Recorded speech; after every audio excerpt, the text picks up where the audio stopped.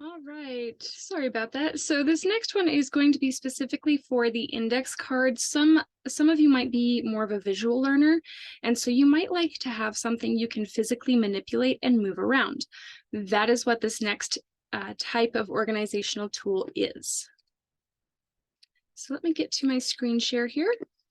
For this, we have the index card game.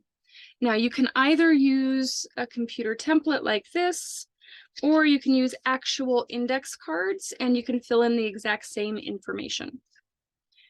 So for this, you would always start with your thesis statement. If you're doing physical cards, you would write it out on a physical card so you can place it in front of you and have that right there.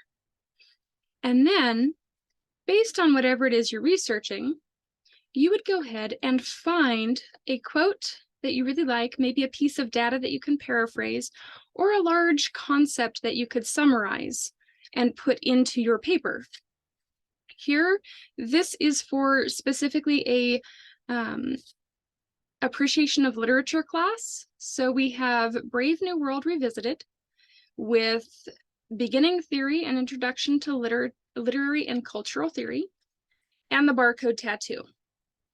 And I've got a little bit of everything here. So I have right here the author last name on each of these.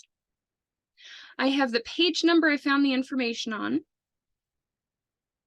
And the reason I start with that, and the reason I would start with that if I put it on a physical index card, is because you want to be able to have that information for your in-text citation.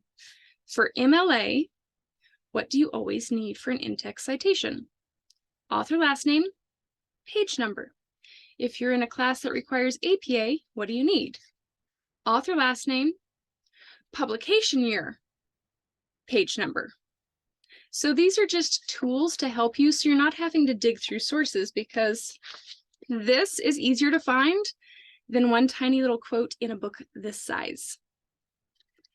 So if you're going to use index cards, I would definitely use that method. Next, I put the book title so I can remember which book, because what if I have more than one piece by the same author? Maybe I'm looking at Brave New World and Brave New World Revisited. So the exact same author. So I need to have the title so that I know I have the right piece. Next, my information. This one is an exact quote. And so I have my quotation marks, and I put a Q here to mark exactly what it is. And I'll tell you why in a minute. Here, I have a summary. I didn't need everything the author said, I just needed his ideas. However, they're still his ideas, so I still have to give that credit. So onto a card it goes, and I mark it as a summary. When I put this into my paper, I will still give this an in-text citation. Over here, same thing. I didn't need everything, I just needed the gist of what was going on with this particular character. So I gave a summary of the events, and I marked it as a summary. Now, when I have all my cards filled in, and for short papers, you probably want about 9 cards. I wouldn't go any more than that.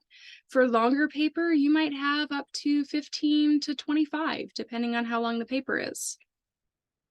What I would do then is I would print this off, cut out my cards, or maybe I'm using my physical cards, and I would take a look and I would decide based on my subtopics how these fit together.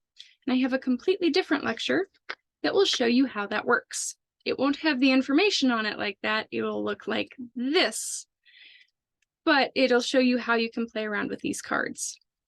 The final piece that I put on here, and you don't have to if you don't want to, but it's the works cited, just so you can remember which sources you're using. That, and when you go to write the paper, you've already got it. You can copy it, paste it into your document, and you have what you need. Really easy. Again, if you are not one who likes to be able to move around cards, this may not be for you. Do pick whatever works for you and maybe play around with the different formats to see what you like best, because there is so much out there. All right, thanks so much, and I'll catch you on the flip side.